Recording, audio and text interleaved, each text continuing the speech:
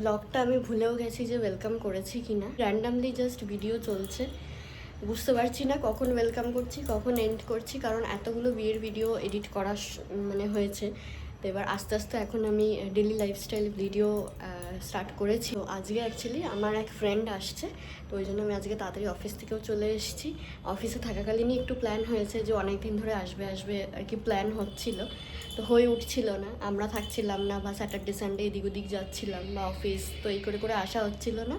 তো আজকে আসবে, তাই আমি ভাবলাম যে ওকেও একটুখানি ভিডিওতে নেব, এই কারণে ও আসার আগের থেকেই আমি ভিডিওটা স্টার্ট করেছি।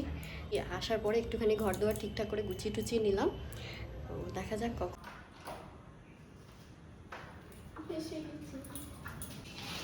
ওকে দিয়ে গেটটাকে আমি লক করেছি।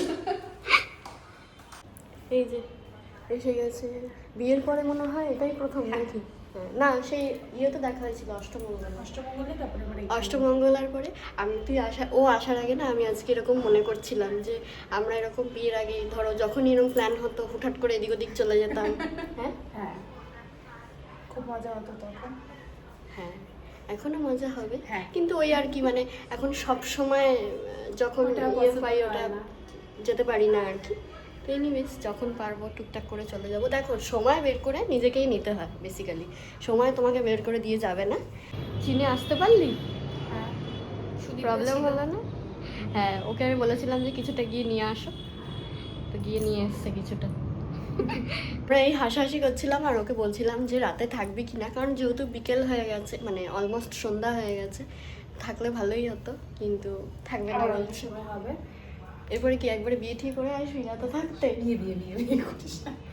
ও মা, আমি করে নিয়েছি, এবার তোকেও তো দিতে হবে। সময় হোক, সব হবে। হ্যাঁ, আমার নতুন নতুন শাড়িগুলো ভাঙতে হবে না?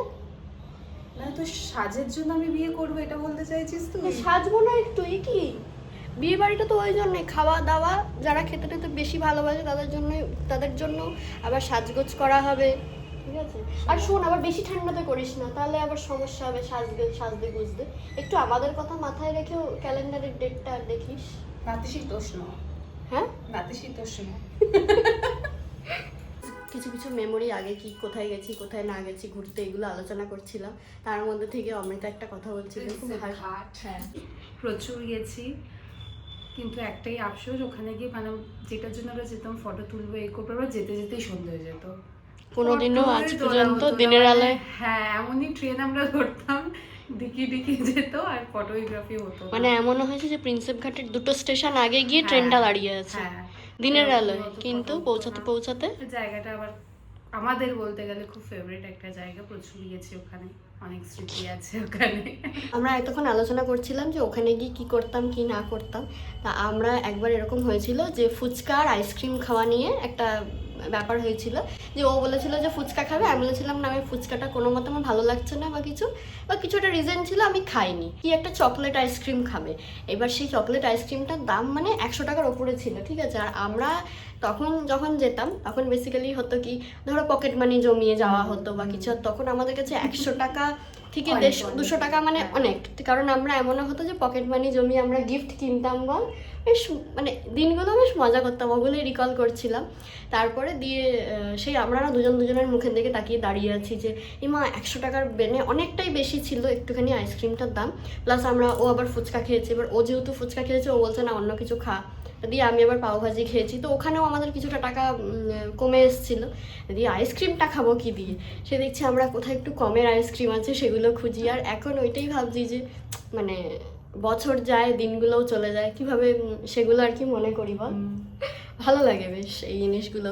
আমার মনে হয় যারাই এগুলোকে রিকল করে তাদের কাছেই মনে হয় ভালো লাগে। আর যখন একা বসে থাকি এগুলো অতটা মনে পড়ে না, যখন কেউ সাথে থাকে হ্যাঁ জিনিসগুলো বেশি মনে পড়ে। তো দেখো, শিখে রাখো, এইভাবে পরিষ্কার করতে পারবে তো তুমি?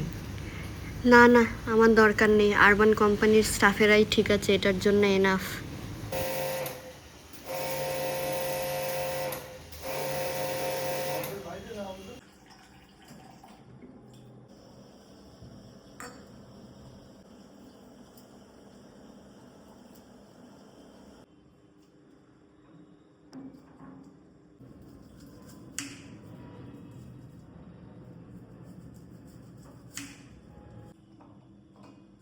আজকে রাত্রে ডিনারে হচ্ছে চিকেন, ওই কারণে সব কিছু এখন প্রিপারেশন হচ্ছে।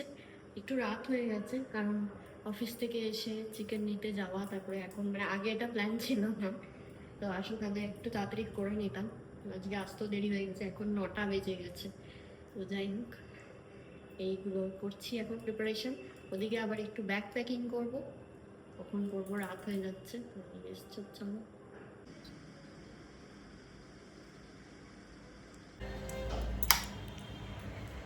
বিশাল জোরে বৃষ্টি নেমেছে, প্রচুর হাওয়া দিচ্ছে, বিশাল হাওয়া দিচ্ছে।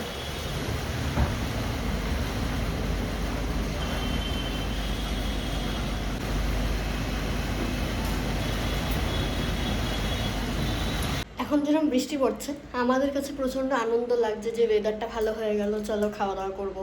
তো এই সেই, তো আমরা যখন চিকেন আনতে গেছিলাম, আমরা যেহেতু অফিস থেকে ফিরেছি একটু খিদে পেয়ে গেছিলো, তো হঠাৎ করে ভাবলাম যে একটুখানি ফুচকা খাই, একটু অল্প অল্প একটু ফুচকা খেয়েছি। তো এইমাত্র আমরা আলোচনা করছিলাম আমি আর সুনীত যে দেখো এই যে ফুচকা মানে যিনি নিয়ে বসেছেন, দেখলাম যে সবেই আর কি দোকানটা খুলেছে, রাত করেই দেখলাম খুলেছে। তো তাইও বলছে যে উনি অতগুলো ফুচকা নিয়ে কি করবে বলো, আর দেখলাম যে সবেই দোকানটা বসিয়েছে। আমরা যদিও 8টার পরেই তো গেছিলাম, তো তাও দেখলাম অনেকগুলোই ফুচকা স্টকে ছিল। তো কি করবে দেখো, এই যে এত ধরো বৃষ্টি হচ্ছে, মানে কোনো কোনো জিনিসও না সত্যিকারের আমাদের কাছে আনন্দ হয় বা অপরজনের কাছে একদমই সেটা আনন্দদায়ক হয় না। এনিওয়েজ, প্রকৃতির ওপরে তো কেউ কিছু যেতে পারে না। ওই একটা কথাই আছে না যে প্রকৃতি যেরকমই সুন্দর সেরকমই ভয়ানক। এখন প্রচণ্ড পরিমাণে হাওয়া দিচ্ছে, মানে আমাদের যেহেতু ওই ট্রান্সপারেন্ট জানলা, তো ওই জানলাগুলো না একটু হাওয়া দিলেই আওয়াজ হয়। লাইটটাও কেমন হলো, মনে হয় কারেন্ট অফ হওয়ার চান্স আছে, কারণ এর আগেও 2 দিন আগেও বৃষ্টি হয়েছে, তখনও দেখলাম কারেন্ট অফ হয়ে গেছিলো। তো ওইটাই।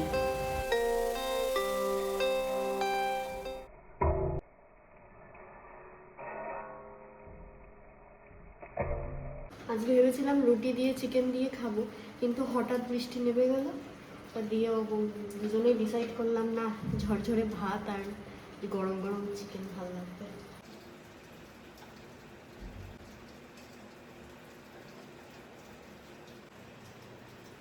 ট্রলি ব্যাগ খুলে বসেছি কারণ এখন লাগেজ প্যাকিং করছি। আমরা একটুখানি ঘুরতে যাচ্ছি, বলতে পারো বিয়ের পরে প্রথম পুজো দিতে যাচ্ছি।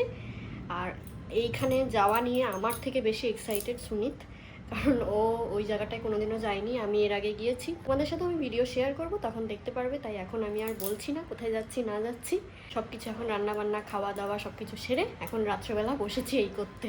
কখন ঘুমাবো, কখন আবার কালকে অফিস, জানি না। যাই হোক, এগুলো বেশ আমরা এনজয় করছি। কিন্তু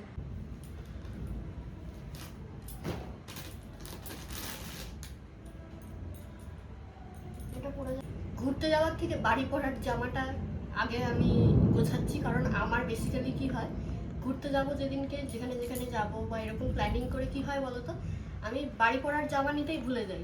এই একটা দুটো নিই, তারপরে দেখি যদি ওয়াশ টোয়াশ করার হয় সেই জামা কাপড় যে ভেজা পড়ে থাকে আর পরা হয় না, এরকম করে করে আমার ভুলেই যায়। তো আমি ওই কারণে এখন ঠিক করেছি যে আগে আমি বাড়ি পড়ার জামাটা দেখবো। অবভিয়াসলি ঘুরতে যাওয়ার জন্য জামা কাপড়গুলো একটু শর্ট আউট করে রেখে দিয়েছি। কি জোরে জোরে বিদ্যুৎ চমকানোর আওয়াজ হচ্ছে।